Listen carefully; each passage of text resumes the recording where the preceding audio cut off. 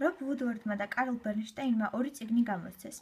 მათ შორის ერთ-ერთი სახელია პრეზიდენტის მთელი ამალა. სწორედ მსგავს სახელს ატარებს ალან პაკულას ფილმი, რომელიც 1976 წელს გამოვიდა. ფილმში ჟურნალისტების როლს დასტინ ჰოფმანი და რობერტ რედფორდი ასრულებენ. კარგად მახსოვს ფილმის ყურება მასობრივი კომუნიკაციის ლექტორმა მაია ციკლორმა გთხოვა და ეს იყო ძალიან საინტერესო 2 საათი. ფილმი მართლაც ჩაგითხრათ, თითქოს თქვენც ერთ-ერთი გამომძიებელი ხართ. მახსოვს ყველა დეტალი.